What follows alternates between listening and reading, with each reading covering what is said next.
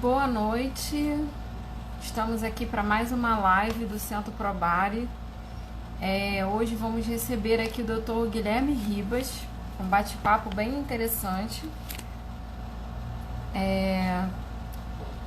Vou ver se eu consigo fixar aqui o nome da live. Complicações após a bariátrica. Ver se eu consigo.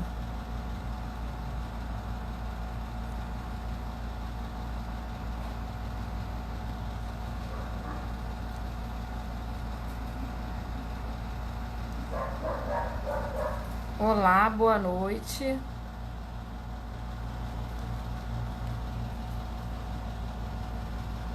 Doutor Guilherme já está aqui, já vou chamá-lo.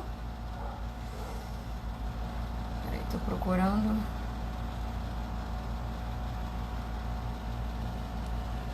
Guilherme, você pode me mandar de novo a solicitação que eu não estou conseguindo achar para eu poder te colocar.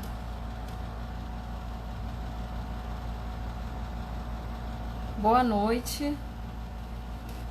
Ah, agora foi.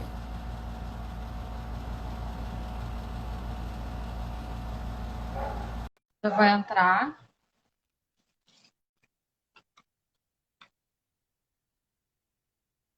Entrou.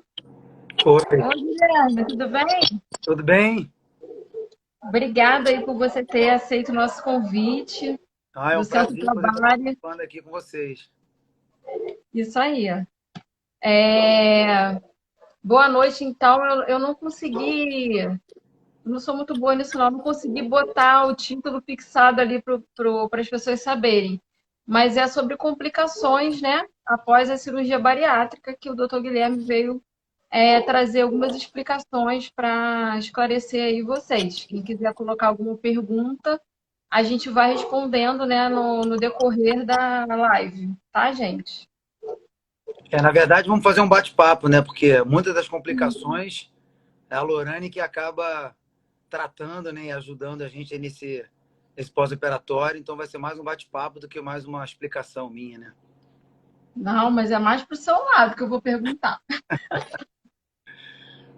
E então, eu queria começar perguntando o seguinte: pensando um pouquinho no pré-operatório, né, na importância de um bom pré-operatório, uma coisa que os pacientes fazem muito, né, às vezes achando que é uma coisa inocente, mas acabam descambando para a despedida, né?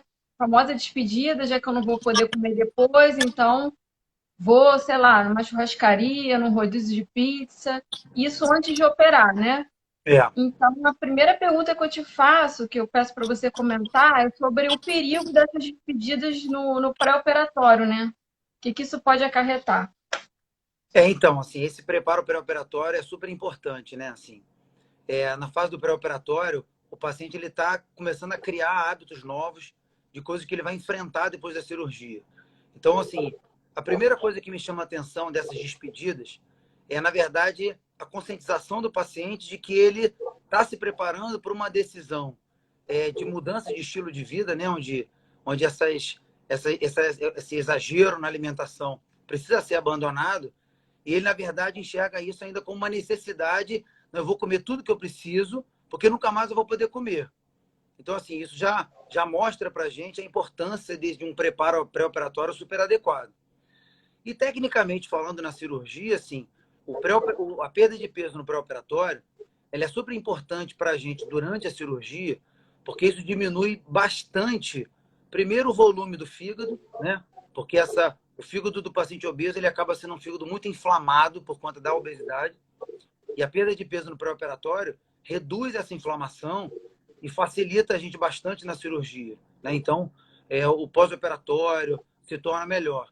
Então, assim, tudo de ruim que pode trazer esse exagero de alimentação antes da cirurgia, a gente percebe isso muito claramente na hora, né? Então, assim, a gente procura fazer uma orientação de uma restrição de alimentação mais importante, pelo menos uns 3 dias antes, para tentar minimizar isso, né? Para tentar deixar que a despedida fique aí pelo menos uns 5 a 10 dias antes da cirurgia, né? Então, a gente sabe que isso acontece, a gente orienta, assim, eu oriento, né, como cirurgião, você orienta como nutricionista, mas a gente sabe que acaba acontecendo, sim, essa necessidade de se despedir da comida, né? Mas a pessoa não vai deixar de comer, né? Ela, na verdade, só vai deixar de ter o exagero na hora de estar comendo aquelas coisas. Eles perguntam muito para a gente assim, doutor, mas o que eu não posso mais comer depois da cirurgia? E, na verdade, não tem nada que a pessoa esteja proibida de comer, né? A gente tem alimentos que restringe de forma mais intensa, mas proibido, é difícil ter alguma coisa que a pessoa nunca mais na vida vai comer, né? Muito particular também, né? Às vezes a gente vê nesses grupos de Facebook, né, de paciente, essas coisas assim meio generalistas, né? Eu não consegui comer mais, sei lá, carne vermelha. Aí um pergunta, eu não vou conseguir mais comer. Eu falo, gente, é de pessoa para pessoa. De repente a pessoa desenvolve intolerância a algum alimento, o outro não vai ter. Ou vai ter durante um tempo e depois não vai ter mais, né? Não tem É. como prever, né? E E na aí verdade, dentro, fala, desculpa. fala, não fala. Não, então, é porque isso é uma coisa muito interessante da questão do paladar, porque, na verdade, assim, a própria cirurgia bariátrica, ela tem como mecanismo uma mudança do sistema nervoso central de paladar de alimentação, né? Então, a pessoa muda efetivamente a vontade de comer determinados tipos de alimento. E isso acontece com muita frequência, é muito mais frequente com alimentos doces, né, com carboidratos, mas a gente vê isso acontecendo direto. Pessoas que comiam pão e depois no pós-operatório tem muito mais restrição de gosto mesmo, não é nem só da restrição mecânica da cirurgia. O paladar muda bastante, né? Sim, além do paladar que você colocou, também a questão da mastigação adequada, né? Porque às vezes muitos alimentos que eles reclamam que não conseguem comer é por falta de uma mastigação adequada, né? A gente vê muito isso, né? Assim, de uma forma geral, todo mundo mastiga mal, né? A sociedade, de uma forma geral, está sempre preocupada em qualquer outra coisa, menos na alimentação. Então, e no paciente obeso, a gente vê isso com muito mais frequência, né? A pessoa come muito, come rápido, mastiga mal, e aí quando chega no pós-operatório, que tem uma restrição ali de passagem do alimento, o alimento chega muito mal triturado, vai, vai, vai causar uma dificuldade bastante grande. E isso que você falou, a gente percebe direto, quando, assim, nas transições das dietas. Não consigo. Aí quando você orienta, olha, tenta mastigar, presta atenção na mastigação, isso acaba melhorando. É muito interessante observar isso mesmo. Outra coisa também que você chegou a comentar no início, né, da importância deles perderem peso já no pré-operatório, não só para evitar complicações, né, como você colocou, mas também para melhorar os resultados, né, depois da cirurgia. Eu acho que assim, a perda de peso no pré-operatório, na minha visão, ela tem uma importância muito grande na conscientização da mudança que o paciente está fazendo. Isso aí que eu acho que é muito interessante. Aquele paciente que começa lá, né, vai ficar lá 2, 3 meses em pré-operatório, e que ao longo do pré-operatório ele vai perdendo peso, é um paciente que você percebe que ele interage melhor, ele entende melhor o processo que ele está passando. Aquele paciente que durante 2, 3 meses não ganha, não perde peso, ou pior, às vezes ganha peso no pré-operatório, é um paciente que chama a atenção da gente, né? Porque, caramba, se com um foco tão próximo, a gente já percebe que o paciente está com dificuldade de seguir essa dieta, né? Como é que vai ser no pós-operatório, onde ele é obrigado a seguir? Então, isso chama um pouco de atenção, né? Então, assim, eu considero que a perda de peso no pré-operatório é uma obrigação, na verdade. Eu não costumo Uhum. determinar muito uma meta. Tem que perder tanto peso, mas algum peso eu acho que é importante perder, sim. Então, falando um pouquinho, né, dessas complicações, no pós-operatório imediato, assim, vamos considerar os primeiros 15 dias, né, depois da cirurgia. O que que você destaca, assim, como as piores complicações que podem acontecer, né? É, Com... o que acontece, né? Assim, eu gosto sempre de dividir as complicações nas fases que elas podem acontecer, né?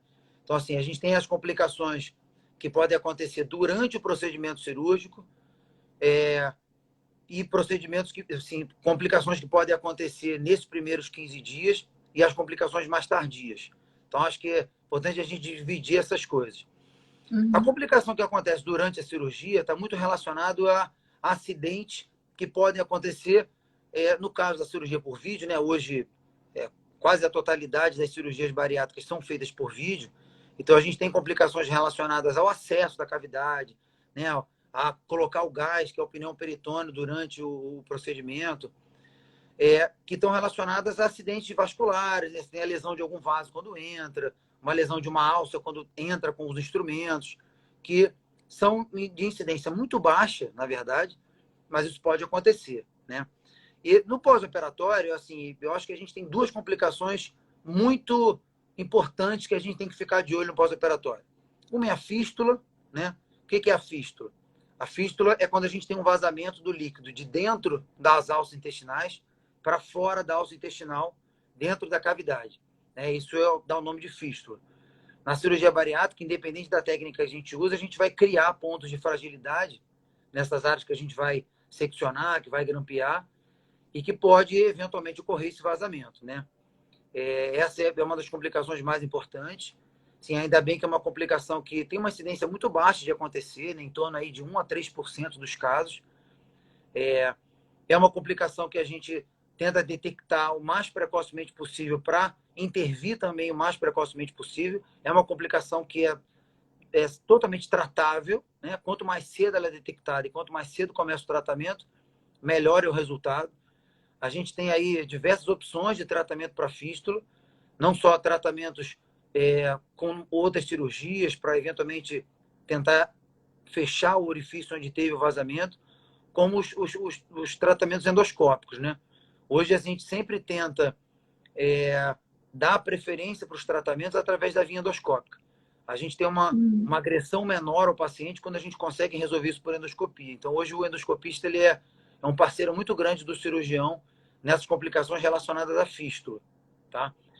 E, assim, a questão da fístula envolve muito a dieta do pós-operatório, né?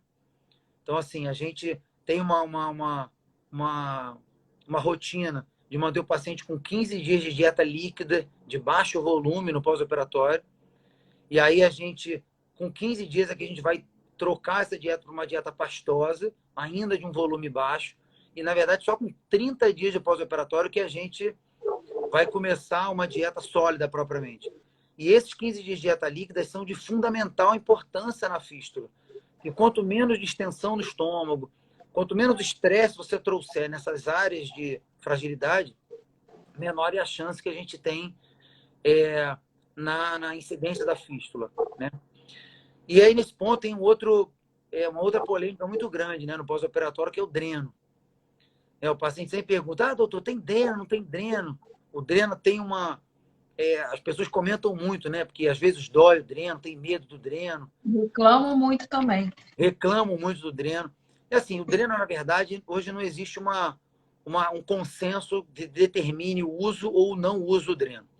Acaba sendo uma decisão muito mais do cirurgião, né, entre usar o dreno e ter esse acompanhamento. Eu, particularmente, uso o dreno em 100% das minhas cirurgias. Eu acho que é um procedimento que a gente faz que traz um pouco mais de segurança na detecção mais cedo possível dessa complicação, que é a fístula, né? Então, assim, eu acho que é importante, mas tem muito cirurgião que acho que a detecção vai acontecer de outra maneira e que o dreno não vai necessariamente fazer com que seja melhor ou não. Então, eu acho que é uma decisão individual do cirurgião. Eu gosto, me sinto seguro com isso e vou manter. E eu acho que o dreno tem uma outra importância também numa outra complicação que a gente pode ter no pós-operatório imediato, que é o sangramento, né? Toda vez que a gente faz a cirurgia, a gente vai manipular as alças, vai seccionar as alças, vai fazer essa sutura. Hoje as suturas elas podem ser feitas não só com grampeadores mecânicos, né, como as suturas manuais também. E a gente cria áreas suscetíveis de sangramento. E quanto mais cedo a gente detectar o sangramento, mais cedo também a gente pode tentar tomar medidas para reduzir isso e evitar a necessidade de novos procedimentos. Eu acho que o dreno tem essa importância também, né? E uma outra complicação na verdade, são duas complicações em uma, né? Que a gente precisa sempre comentar quando fala, que é a trombose, né? O que é a trombose? É uma embolia. é uma complicação onde o paciente, por uma diminuição, uma lentidão da circulação do sangue no sistema venoso dos membros inferiores, esse sangue ele circula mais devagar, isso propicia a formação de pequenos coágulos, principalmente nas pernas, e esses coágulos podem se soltar e aí podem causar eventos cardíacos, eventos pulmonares de obstrução da circulação, né? Essa é uma complicação bastante grave quando ela acontece. Graças a Deus, o índice de complicação, o índice disso acontecer é bem baixo mesmo, de 0,3%, 0,5% dos casos. A gente tem aí diversas medidas que a gente usa para prevenir que isso aconteça. Na minha visão, as duas medidas mais importantes são o uso da meia, né? A gente recomenda que o paciente use a meia de compressão, de média compressão, e aí pelo menos durante 15 dias de pós-operatório, para melhorar esse retorno venoso e diminuir a chance do sangue acumular ali. Eu acho que essa é uma medida muito importante, né? E fazer o paciente caminhar e deambular o mais cedo possível na cirurgia. Antigamente a gente tinha a rotina todo paciente que operava ia para o CTI. Aí ficava 24 horas no CTI, acamado e tudo. Hoje a rotina já mudou. 99% dos pacientes que operam vão para o quarto. A gente coloca uma fisioterapeuta na primeira noite do pós-operatório para deambular o paciente, para fazer com que ele caminhe. Eu acho que essa é uma das medidas mais importantes, né? Tem uma discussão muito grande com relação das medicações anticoagulantes, né? A enoxaparina. E aí existe correntes que usam durante 10 dias, 15 dias, 7 dias no pós-operatório. A gente particularmente não usa. A rotina que a gente tem é fazer a enoxaparina enquanto o paciente está internado, que ele está mais acamado, está mais restrito no quarto. Mas o paciente indo para casa, eu não costumo fazer, não. Eu acho que é importante o paciente caminhar mesmo. Eu acho que essas são as complicações mais importantes. A gente tem complicações menores, né? Assim, infecção de ferida operatória, seroma, algumas complicações pulmonares da restrição. Assim, o paciente, quando começa a respirar mal, ele pode aumentar a chance de ter pneumonia. Mas eu acho que são complicações bem mais raras e com uma importância bem menor, né? Assim, acho que pode mais dar medo para todo mundo são essas complicações da fístula e da trombose. Mas, assim, eu sempre comento isso com os pacientes no consultório, mas sempre digo que a gente comenta para não falar mais, né? Porque é importante saber que elas existem, mas, graças a Deus, raros são os casos que isso acontece. Uma pergunta também, Guilherme, muito recorrente sobre a fístula, até quando pode acontecer? Então, assim, o que os estudos mostram para a gente é que a fase mais importante dessas complicações são os primeiros 10 a 15 dias de pós-operatório, tá? A gente tem relatos aí de pacientes com fístula com 30 dias, com 60 dias de pós-operatório, mas isso são casos muito específicos, que, assim, a mecânica ainda não está muito bem clara por que elas acontecem. Então, assim, eu acho que o período que a gente se preocupa é o período de 10 a 15 dias de pós-operatório. Passando essa fase, a gente fica mais tranquilo de que já passou do momento disso acontecer.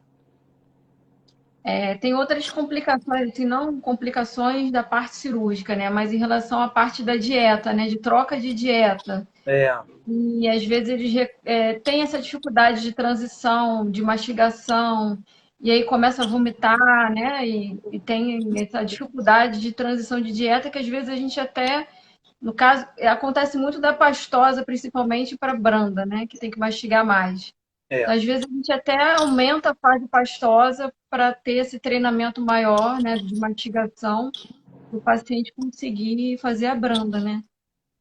É assim, eu sempre tento explicar para o paciente o seguinte: quando a gente faz a cirurgia, a gente vai criar uma passagem nova do alimento, né? Do estômago para o intestino delgado. No caso do bypass e no caso do sleeve, a gente secciona o estômago e transforma o estômago num órgão muito reduzido, né?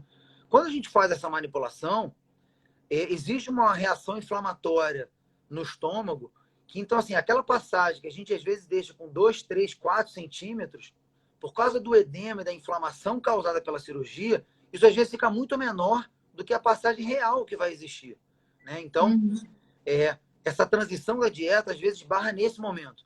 O processo inflamatório ele vai reduzindo, mas ele demora aí de 2 a 3 meses para ter uma resolução completa dessa reação inflamatória. Então, às vezes, o paciente, quando vai trocar da dieta líquida para pastosa ou da pastosa para branda, aquela passagem ainda está muito demasiada, né? Então, o alimento ainda tem um pouco mais de dificuldade de passar, ainda está um pouquinho lento, né? E isso gera uma ansiedade do paciente em conseguir se alimentar. E esse pós-operatório tem muito a ver com o pré, né, Lorane? Porque o paciente ele se sente angustiado de eu não consigo mais tomar um copo de água gelada como eu tomava antes. Isso gera muita ansiedade, né? Assim, Uhum. ele realmente não pode, ele tem que tomar a água dele lá em porções reduzidas. Isso acaba trazendo essa dificuldade, mas assim, acho que o nosso papel nessa fase é tentar tranquilizar o paciente, porque o edema vai melhorar, a inflamação vai melhorar, a passagem existe, né? Então, quando o paciente consegue entender isso melhor, e acho que a extensão da dieta líquida, da dieta pastosa, traz um pouco dessa tranquilidade.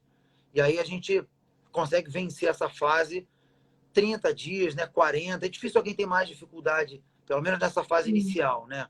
Assim, as estenoses, a gente tem dois momentos das estenoses dessa passagem, né? A gente agora está conversando um pouco sobre a parte mais precoce das complicações, né? Daqui a pouco a gente vai conversar um pouco das complicações mais tardias, mas a estenose, que é a dificuldade mecânica do alimento passar pelo estômago, ele pode acontecer nesses dois momentos, né? Uma estenose precoce ou uma estenose tardia. A estenose precoce está relacionada a isso que a gente conversou agora, né? Do edema, da inflamação, e é isso o tempo resolve, né? A complicação mais tardia a gente vai ver mais para frente como é que resolve. E também eles se queixam, às vezes, de fraqueza, tonteira, né? Mal-estar.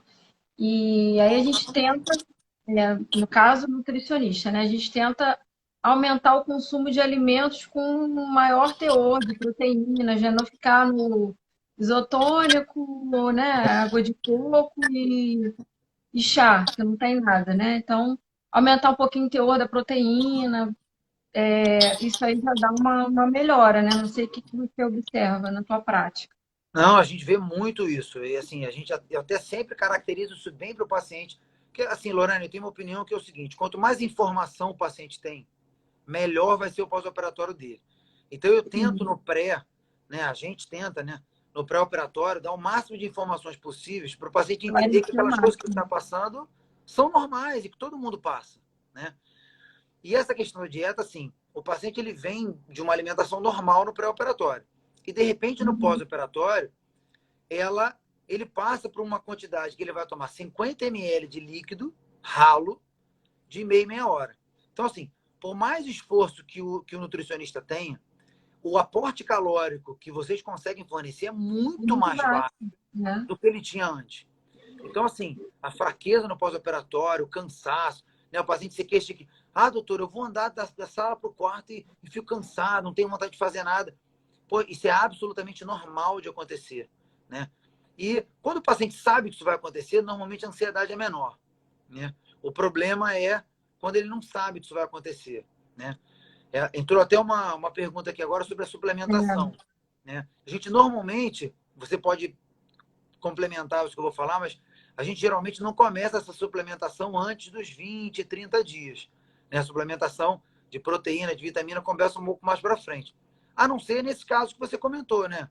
O paciente está com 15 dias, é. está muito fraco, a gente entra com a suplementação de proteína, porque ela é líquida, né? Então o paciente consegue ingerir, vai dar um pouco mais de energia, de caloria para ele.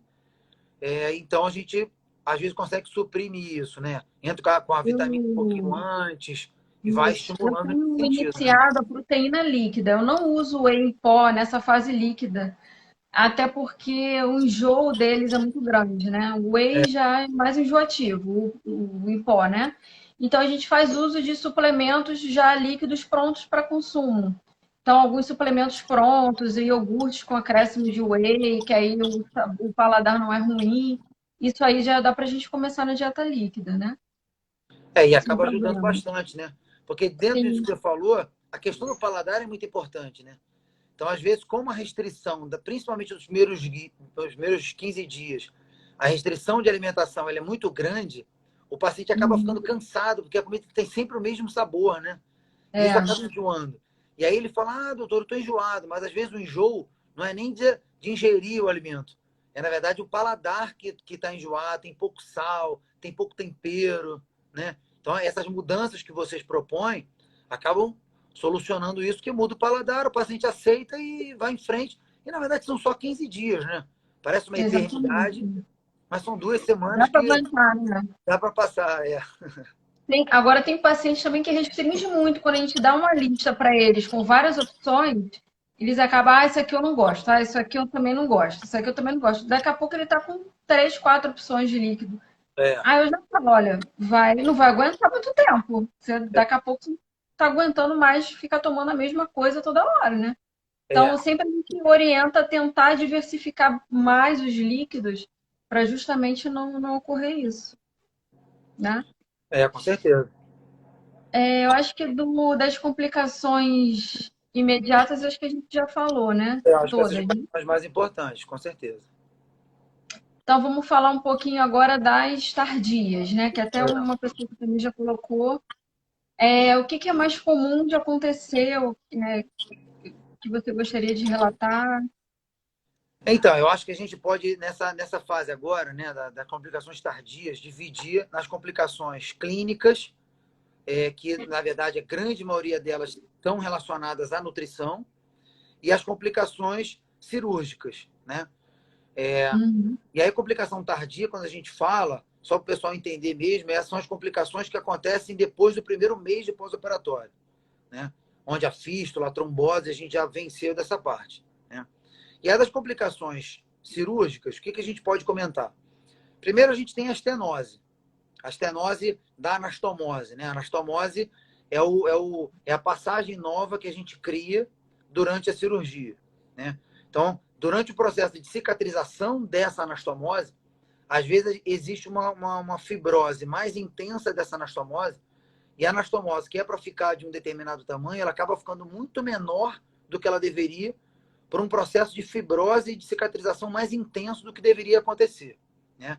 E aí o paciente realmente tem uma dificuldade mecânica de comer, porque a passagem fica muito apertada, né?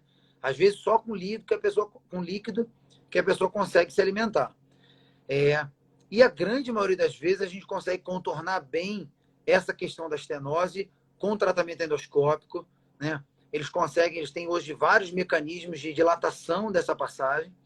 Então, normalmente é uma complicação muito bem tratada e controlada pela endoscopia. É muito raro a gente precisar de algum procedimento cirúrgico nesse Uhum. processo, a não ser quando a gente está relacionado com alguma outra complicação. Por exemplo, a úlcera, né? A úlcera é uma complicação que pode acontecer, a formação de uma úlcera também nessa anastomose. E aí, dependendo do grau disso, a gente às vezes precisa intervir, mas é muito raro disso acontecer, né? Uma outra complicação que a gente precisa comentar é a complicação da hernia interna, né? E aí a gente tem que ser mais específico com relação ao tipo da cirurgia que o paciente vai fazer. A gente hoje, eu particularmente faço basicamente 2 tipos de cirurgia. A cirurgia da gastrectomia vertical, que é o sleeve, né? Que é o procedimento que a gente vai retirar um segmento do estômago e não mexe no intestino. Esse paciente não tem absolutamente nenhuma chance de desenvolver a hernia interna.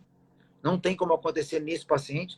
E o paciente do bypass, que é o paciente que a gente vai diminuir o tamanho do estômago e criar um desvio para diminuir a absorção daquilo que o paciente está comendo. E esse paciente é que tem o potencial de fazer, de desenvolver uma hernia interna. O que é a hernia interna? Quando a gente cria esse desvio do intestino, a gente vai criar espaços dentro da cavidade que não existiam antes. E aí, por esses espaços que a gente está criando, é que o intestino pode entrar e ficar preso dentro desses espaços. Então, qual é a primeira medida que a gente tem para prevenir que isso aconteça? São medidas cirúrgicas, né? Então, durante a cirurgia do paciente que faz o bypass, a gente fecha essas passagens, né? A gente faz uma sutura, né? E fecha esses orifícios para evitar que esses orifícios se tornem um problema no futuro. Então, a partir do momento que a gente fecha essa brecha, infelizmente, a hernia interna ainda pode acontecer, né? Por quê? Quando o paciente ele emagrece, ele vai perder gordura no corpo inteiro, inclusive a gordura dentro da cavidade abdominal. E aí, Uhum. esses espaços que a gente fecha, mas que eles estão muito preenchidos pela gordura abdominal, Quando a gordura seca no emagrecimento, esses espaços eles podem aparecer mesmo com a gente fechando durante a cirurgia. Então, a chance do paciente ter uma hérnia interna, quando o cirurgião fecha esses espaços, é menor, mas aí, infelizmente, ela não é zero de acontecer, né? Normalmente, o paciente ele tem um sintoma de dor abdominal, é uma dor abdominal e cólica, né? Às vezes, o paciente tem uma cólica muito forte, aí melhora. Tem uma cólica muito forte, melhora. Aí vai na emergência, faz o exame, não aparece nada.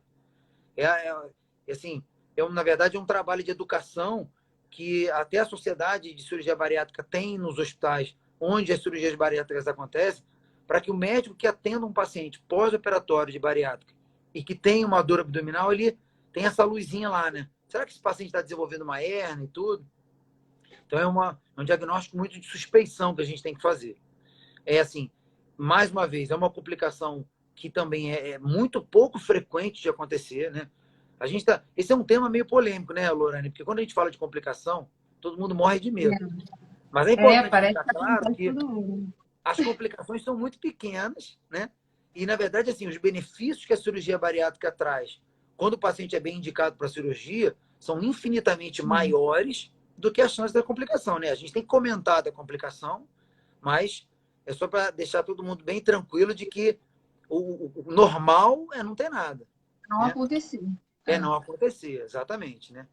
Sim, uma outra complicação tardia que a gente vê na cirurgia bariátrica tem um pouco de relação também com a questão da alimentação, né? Assim, a passagem ela fica diminuída quando a gente faz a cirurgia. Esse é um objetivo da cirurgia, né? Para que o paciente ele coma menos, e é esse mecanismo que vai ajudar o paciente a perder peso, né? Então, assim, ele se perde um pouco, né? Então, vai comer um pedaço de carne, por exemplo, esquece que tem que mastigar um pouco melhor, ou come uma quantidade um pouco maior, e aí fica entalado, a carne tem dificuldade de passar quando ela não é bem mastigada, né? E aí, assim, qualquer coisa que o paciente come num volume maior e que tenha dificuldade de passar pela transição do estômago para o intestino, né, pela anastomose, pode causar um quadro de obstrução intestinal, né? E aí a gente tem Nós tivemos agora mesmo lá no Andaraí um caso de uma paciente com 1 ano e meio de operada, se eu não me engano, que desenvolveu essa obstrução intestinal por bagaço de laranja. exatamente. O bagaço de laranja é um deles que acontece, né? Sim, a gente tem uma complicação que é muito rara de acontecer, que é quando a substituição acontece por cabelo, né? Cabelo. Só que isso, na verdade, está relacionado também a um distúrbio psiquiátrico que o paciente desenvolve, né? Porque normalmente, ou, assim, as pessoas não comem cabelo, né? Mas isso é uma complicação que pode acontecer, mas está relacionado totalmente à mesma questão do, do bagaço de laranja, né? Assim, se aquilo não for bem mastigado, aquilo Sim. vai chegar com uma obstrução muito grande, né? A carne muito grande é um problema, né? Qualquer alimento muito duro pode causar esse tipo de obstrução também, né?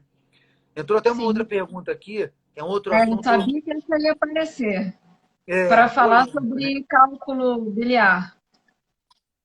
Cálculo biliar. Esse é uma outra questão, né? Assim, o que acontece? É muito comum a gente ver o surgimento de cálculo na vesícula biliar no pós-operatório da cirurgia bariátrica, né? E aí a gente tem basicamente dois mecanismos que estão muito relacionados à formação do cálculo, tá? Primeiro é importante dizer que assim, não é regra. Não é todo paciente que vai fazer a cirurgia que vai ter cálculo, tá? Então, as pessoas têm essa dúvida. Pode ser que você opere a sua cirurgia, emagreça, corra tudo bem, e não tenha cálculo. Ou tenha cálculo por qualquer outro motivo que não a cirurgia. Mas existe sim uma relação da cirurgia por dois mecanismos. Primeiro mecanismo, a perda de peso, né? A perda de peso rápida, que acontece no pós-operatório da cirurgia, ela está relacionada a um desenvolvimento maior, a um acúmulo maior de colesterol e de sais biliares na vesícula, e isso pode aumentar a chance do desenvolvimento dos cálculos. E o outro mecanismo é o desvio do intestino que a cirurgia do bypass faz, por exemplo. Então, a gente vê muito mais paciente desenvolver cálculo do paciente que fez o bypass do que o paciente que fez a gastrectomia vertical, por exemplo, né? Então, a gente tem procedimentos de cirurgia bariátrica que são procedimentos mais desabsortivos que a cirurgia do bypass, né? A cirurgia do Scopinaro, a cirurgia do adenal switch, que são procedimentos hoje que são muito menos feitos do que antigamente, Graças a Deus. graças a Deus, né? Mas quanto maior é a desabsorção, ou seja, quanto mais intestino a gente desvia desse paciente, maior é a chance do paciente ter cálculo. Então, a cirurgia do bypass tem um grau de desvio, né? Tem um grau de desabsorção, então existe essa relação.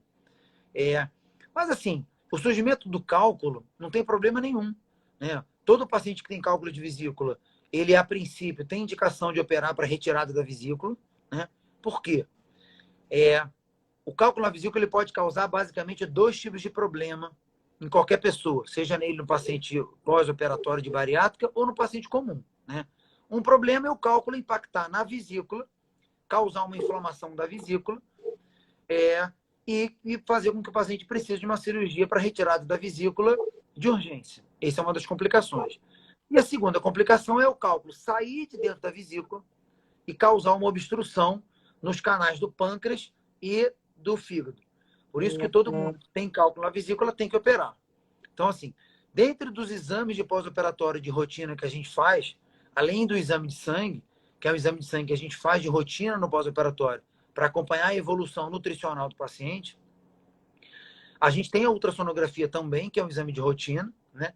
Que a gente faz para acompanhar a questão da esteatose hepática e também para acompanhar o surgimento do cálculo na vesícula. Então, mais uma vez, não é regra, não é todo paciente que faz a bariátrica que vai ter cálculo na vesícula, mas é uma complicação que acontece, não sei se é bem uma complicação, né? Mas é uma alteração que pode acontecer no pós-operatório da cirurgia, e quando acontece a gente opera, tira a vesícula, a cirurgia é feita por vídeo também. A complexidade da retirada da vesícula é bem baixa, então o paciente que passou pela bariátrica tira de letra a retirada da vesícula, sem problema nenhum. Então, assim, com relação às complicações cirúrgicas, eu acho que essas são as mais importantes que a gente pode ter na cirurgia, né? Tem uma que eu esqueci de falar, que as pessoas perguntam muito, em relação ao refluxo depois principalmente que fez o sleeve, né? Que depois de um tempo, às vezes até precisa de uma cirurgia para reverter, né? Por conta do refluxo mais grave, né? Que pode É. ocorrer. Então, vamos lá, vamos entender primeiro, né? O que é o refluxo? O refluxo é quando a gente tem o retorno do conteúdo de dentro do estômago para o esôfago. Esse refluxo pode ser de qualquer coisa que tenha no estômago para o esôfago. O refluxo que todo mundo conhece, que é aquele sintoma de queimação, né, de pirose, né, o paciente come e aí depois fica com aquela regurgitação, com queimação. Esse é o refluxo clássico que a gente tem, né, que é causado pelo retorno do conteúdo ácido do estômago para dentro do esôfago, né? Então, assim, no paciente que fez a gastrectomia vertical, a gente mantém a anatomia normal do estômago. Então, a gente ainda mantém a possibilidade do paciente ter um refluxo do conteúdo do estômago ácido para o esôfago, tá?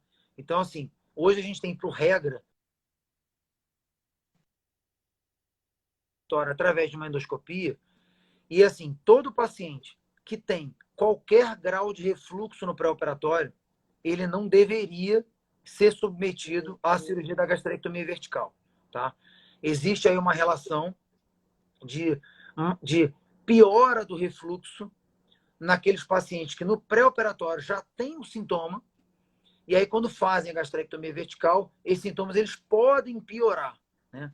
Então a gente evita fazer a cirurgia da gastrectomia vertical nos pacientes que já têm refluxo. Eu, particularmente, o paciente tem qualquer sinal de sintoma de refluxo ou de refluxo pela endoscopia, eu já indico esse paciente para a cirurgia do bypass, tá? Na cirurgia do bypass, a gente pode ter também um refluxo, só que um refluxo diferente do refluxo tradicional que a gente tem, que é um refluxo em vez de ser um refluxo ácido, ele é um refluxo alcalino, ou seja, a secreção que é produzida pelo intestino delgado, que está conectado no estômago, ele pode refluir também para o esôfago, e aí o paciente pode ter o mesmo sintoma que o paciente tem quando tem um refluxo ácido, porque na verdade ele tem uma agressão do esôfago e isso vai dar o sintoma de dor, que é o sintoma clássico. Sim, muito mais difícil isso acontecer no paciente que fez o bypass, tá? Como você mesmo disse, no paciente da gastrectomia vertical, quando o refluxo ele é muito acentuado, a gente precisa transformar a cirurgia da gastrectomia vertical numa cirurgia do bypass, para eliminar esse refluxo do ácido do estômago para o esôfago. E na cirurgia do bypass, nos raros momentos que isso acontece, né, a gente tenta primeiro as medidas de tratamento, com medicamentose e tudo, mas assim, quando não tem jeito, eventualmente a gente precisa de uma cirurgia para tentar aumentar um pouquinho essa alça para diminuir o refluxo que o paciente pode ter na cirurgia do bypass. Mas isso é bem raro de acontecer, tá? Eu acho que esse assunto é mais ou menos isso que eu tinha para falar. Entrou uma pergunta agora interessante aqui, Lorene, com relação à vesícula ainda, né? Que acho que a gente podia comentar. Quando a gente está fazendo o pré-operatório do paciente, a gente tem aqueles pacientes que se apresentam no pré-operatório já com cálculo de vesícula. E aí, o que a gente faz? Opera a vesícula antes da bariátrica? Opera depois da bariátrica? Né? Esse é um primeiro momento. Aquele paciente que já tirou a vesícula antes da cirurgia bariátrica, esse paciente não tem o que se preocupar. Né? O cálculo ele não tem outro lugar para aparecer que não a vesícula.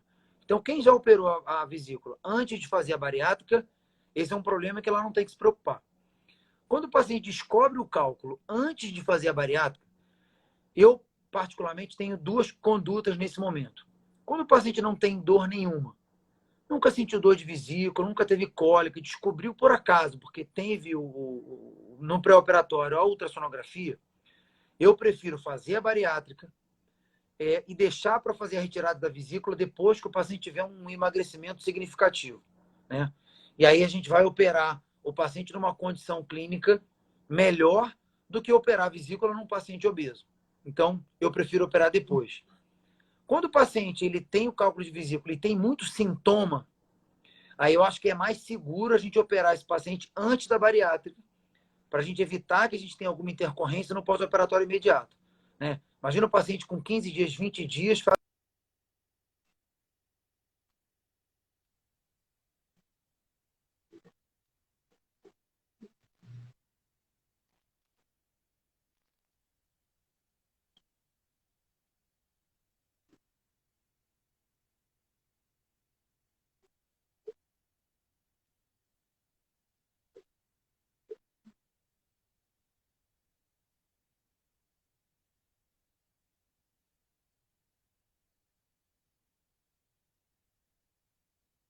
parte onde você vai poder falar um pouco mais, né? Assim, são as complicações nutricionais do pós-operatório tardio da cirurgia, né? O que a cirurgia bariátrica se propõe a fazer, genericamente? Fazer com que o paciente coma menos, né? É isso que, grosseiramente falando, vai fazer o paciente emagrecer. E é quando ele come menos, ele vai comer menos cirurgias, alimentos que fazem mal, né? Carboidrato, gordura, mas ele também vai comer menos alimentos que fazem bem a ele, né? Vai comer menos ferro, vai comer menos vitamina. E aí, assim, é que entra um papel muito importante da equipe multidisciplinar nesse pós-operatório, né? Eu fazer o paciente entender que os exames de sangue, a orientação da nutrição, o acompanhamento com a endócrino, com a psicóloga, é que vão minimizar essas complicações, né? O que eu vejo mais frequente em relação à parte nutricional no pós-operatório é a questão da anemia, né? O paciente acaba ingerindo menos carne no pós-operatório e aí isso acaba aumentando a chance de fazer anemia. Né? Na cirurgia do bypass, a gente desvia do trânsito alimentar uma das porções mais importantes na absorção do ferro. Né? Então, isso aumenta a chance do paciente fazer anemia. Né? E os alimentos de uma forma geral. Né? Então, assim, eu acho que a reposição de vitamina que a gente faz no pós-operatório, ela minimiza isso. Eu acho que o exame de sangue que a gente faz no pós-operatório ajuda muito na detecção precoce dessas alterações, né? Mas eu acho que o mais importante para tudo isso, Lorane, assim, é ter um bom acompanhamento. Porque aquele paciente que segue com a nutricionista, que come aquilo que está proposto para comer, que faz a reposição de vitamina, a incidência das alterações nutricionais, elas são bem menores e são muito mais brandas, né, de acontecer. Sim, é importante, assim, sempre bater na tecla da suplementação, né? A gente tem até a pirâmide nutricional, né, depois da bariátrica, e o topo da pirâmide é de suplemento, né? Suplemento, atividade física. Então, ele tem que estar consciente de que o suplemento é importantíssimo, né? Muitos torcem o nariz, principalmente para proteína, né? Que acham enjoativo e tal, mas é muito importante. Porque a recomendação, né, deles, acima de 60 gramas por dia de proteína, 60, 80, eles não conseguem atingir com a alimentação, né? Então, isso pode levar a uma desnutrição proteica, né? Então, até o tema da nossa próxima live, na semana que vem, vai ser sobre sarcopenia, justamente falando dessa perda de massa magra que acontece, né? Pode acontecer depois da cirurgia, principalmente para aqueles que não aderem muito bem à suplementação, que não fazem uma atividade física que ajude a ganhar massa magra, né? Isso tudo interfere muito. Em relação ao que você falou da anemia, também não esquecendo que não só pela ingestão baixa, mas também pela absorção menor, né? É, E ácido clorídrico, que é o ácido do estômago, que ajuda na absorção do ferro, que está menor. Então, é um conjunto de coisas aí que favorece. A B12 também, que aí não tem o fator intrínseco, né, para absorver bem. Não que não tenha, mas que reduz bastante. é, Então, tudo isso são nutrientes assim que a gente chaves, né, que a gente fala. É o ferro, é a vitamina B12, é o cálcio e vitamina D também, né? A gente vê, nossa, hoje em dia é uma enxurrada de gente com a vitamina D baixa, é. né? É, a É uma gente até, incidência até alta. já começa a tratar isso antes, né, Lorane? Sim, os exames de Sim, pré-operatório já servem para isso, né? A gente não operar um paciente que já com deficiência de alguma coisa, deficiência de vitamina B12, deficiência de vitamina D, que isso vai interferir diretamente na cicatrização, né? Então, assim, eu acho que é super importante esse acompanhamento.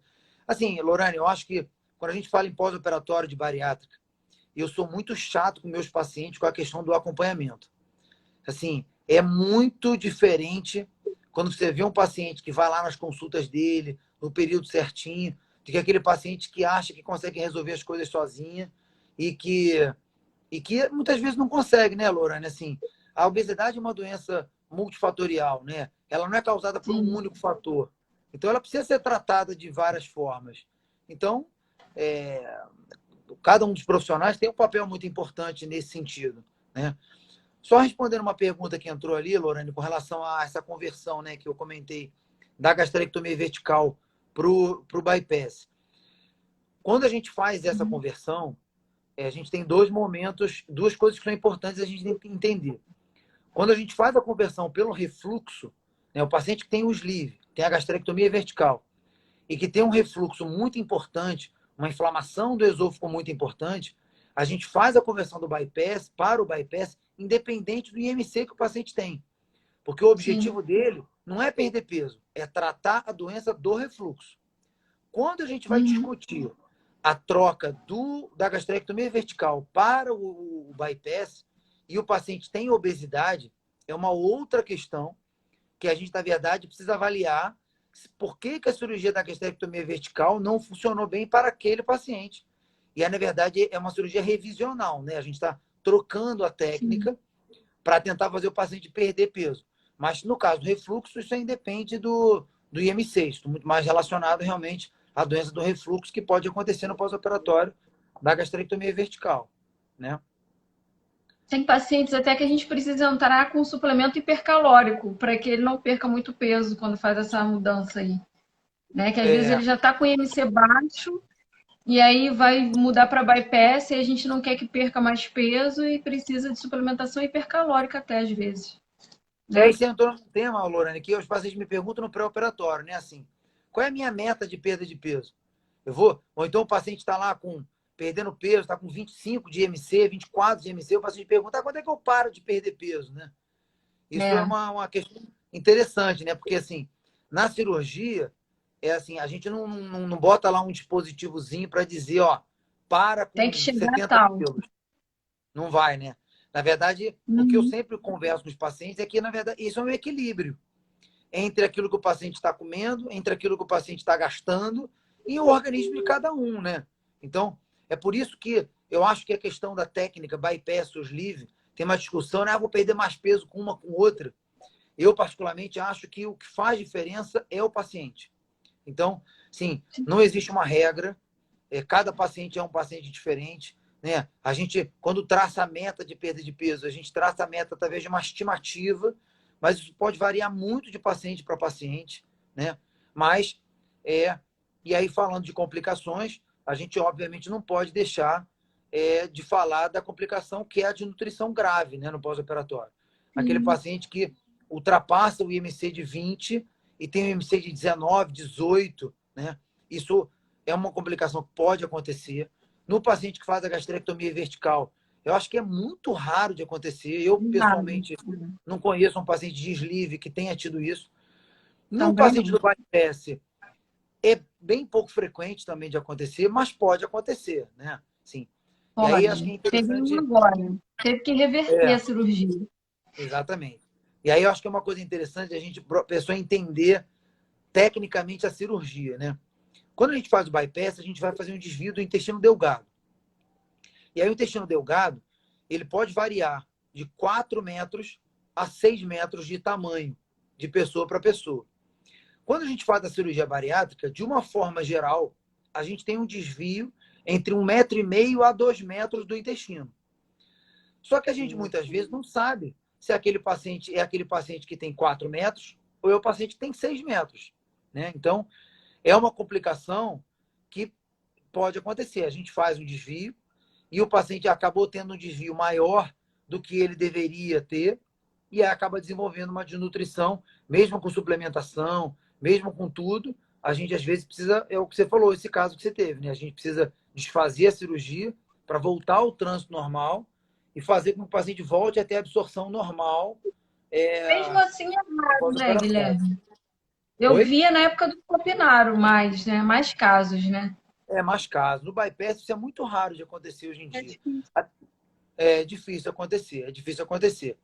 Entraram duas perguntas interessantes, Luane, com relação à absorção de medicamentos. Né?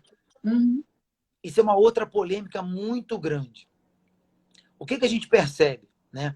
No paciente da gastrectomia vertical, é praticamente alteração nenhuma. Né? Até por isso que uma das recomendações do paciente da gastrectomia vertical são pacientes que usam medicação crônica que não tem relação com a bariátrica. Então, exemplos. Sim. Paciente HIV positivo, que vai fazer uma cirurgia bariátrica, a gente tem a preferência em fazer a gastrectomia vertical. Paciente que já foi transplantado, que usa imunossupressor, ou paciente que usa alguma medicação para prevenir o desenvolvimento de um câncer, por exemplo, e que usa isso de forma regular, a gente procura dar preferência também à gastrectomia vertical. O transplantado também, né, Guilherme? O transplantado, né, que usa o imunossupressor, para a gente minimizar o máximo possível a alteração da absorção dos medicamentos. Mas e o paciente do bypass, né? Como é que esse paciente fica? O que a gente percebe, de uma forma geral, é que, ao longo dos meses, o intestino que fica restante, né, da cirurgia do bypass, ele vai aumentando a capacidade que ele tem de absorver as coisas. Sejam eles alimentos ou sejam eles medicamentos. Tá? Então, o que a gente vê é que a gente não precisa aumentar a dosagem de nenhum remédio no paciente que fez o bypass. Então, o paciente vai tomar um antibiótico, está com uma dor de uma sinusite, ou está com alguma outra coisa. A gente não precisa dar uma dose maior do antibiótico. A dose do antibiótico que qualquer pessoa tradicionalmente faz funciona para o paciente da bariátrica, no caso do bypass, porque o organismo consegue absorver, ele consegue suprir essa diminuição do intestino e absorve normalmente qualquer medicação que seja. Então, mesmo nos pacientes, por exemplo, de HIV positivo ou transplantados, que a gente precisa fazer o bypass, o que a gente percebe em médio e longo prazo é que esse paciente vai usar a mesma dosagem de medicação que qualquer outra pessoa vai usar. Com relação ao anticoncepcional, né? Tendo por princípios as outras medicações, a gente entende que isso também não vai mudar na questão do anticoncepcional. Porém, a gente tem um detalhe. A gravidez no primeiro ano de pós-operatório da cirurgia bariátrica é sempre de alto risco. Então, esteja em idade e que possa ficar grávida e tudo mais. A gente sempre recomenda que essa paciente substitua o anticoncepcional oral por alguma outra medida contraceptiva que não precise usar o trato digestivo, tá?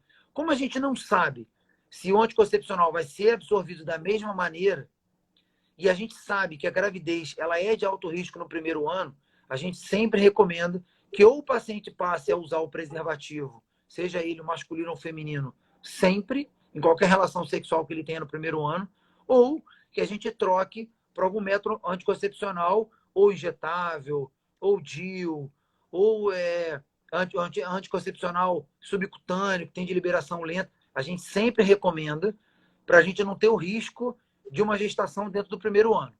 Mas, depois do primeiro ano de pós-operatório, os pacientes, de uma forma geral, fazem o anticoncepcional na mesma dosagem que todo mundo faz e a gente não tem uma incidência maior de falha do anticoncepcional depois do primeiro ano. E não tem por isso, porque o segmento do intestino que fica, ele vai se adaptando e consegue absorver mais nutrientes do que o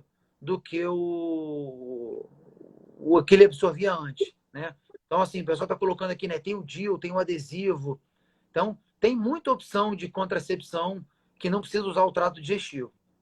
Então, essa questão da medicação, acho que funciona mais ou menos dessa maneira. Deixa eu ver. Tá lendo essa pergunta que entrou agora? Então, estou lendo. Essa é uma pergunta que fala que é a questão da hérnia interna, né? É. Então, assim, a hérnia interna é isso. Quando a gente faz a cirurgia do bypass, a gente cria espaços dentro do intestino que a gente não tinha antes. E aí esse espaço pode passar um pedaço de gordura, um pedaço de alça intestinal e fazer uma hérnia e um estrangulamento do intestino, tá? A gente previne esse aparecimento quando o paciente, durante a cirurgia, a primeira cirurgia, a gente tenta fechar essas brechas para evitar que isso aconteça. Mas, infelizmente, a gente fecha a brecha, às vezes o paciente emagrece e a brecha reaparece por conta do emagrecimento. Então, fechar a brecha durante a cirurgia não é garantia de que isso não vai acontecer, tá? O mais importante nesse tipo de complicação, que é a hérnia interna, o estrangulamento, é a gente tentar agir o mais cedo possível.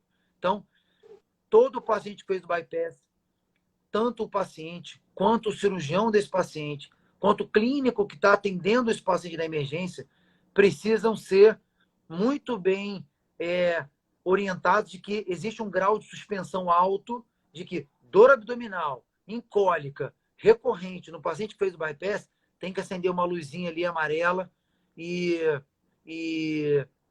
a gente suspeitar que a hérnia pode estar acontecendo e tentar tratar o mais cedo possível. Então, acho que isso é importante da gente perceber, entendeu? Guilherme, só falta 1 minuto. Um minutinho. Você quer mandar alguma mensagem final para gente, para encerrar? Porque senão o Instagram corta a gente. Então, eu queria agradecer, eu acho que essa conversa foi ótima. Poxa, eu trabalho com a Lorane há muito tempo, né? A gente tem muito paciente em comum aí. Então, te agradecer muito por essa oportunidade da gente estar conversando. E assim, a mensagem que fica para mim tem que ter acompanhamento multidisciplinar. Psicólogo, nutricionista e endócrino, isso é o mais importante para a gente minimizar e detectar o mais cedo possível essas complicações. Então, obrigado. Eu que te agradeço aí pela atenção, pela disponibilidade. Você falou aí da endócrino, nosso endócrino preferido não está aqui assistindo, mandei propaganda para ela, mas ela não entrou, a doutora Paula, muito ocupada. Mas é fundamental isso que você falou, né? Ter uma equipe bem integrada para evitar complicações, né? E a gente tentou esclarecer, mas não alarmar ninguém, nem deixar ninguém desesperado, que são coisas Claro. difíceis de acontecer, né? Só para explicar mesmo, né? Para esclarecer, né? Informação tem que ter, né? E assim, qualquer dúvida, gente, a Lorane está à disposição aí nas redes sociais, eu também, tenho meus contatos todos. Qualquer coisa a gente está à disposição para seguir aí em diante. Obrigada aí pela participação de todos. E nós vamos ser cortados agora, 10 segundos. Obrigada, Guilherme. Foi Bom, muito obrigado, um bom beijo, mesmo. tchau. Obrigado por todo mundo. Tchau. Beijo. Tchau. Ó.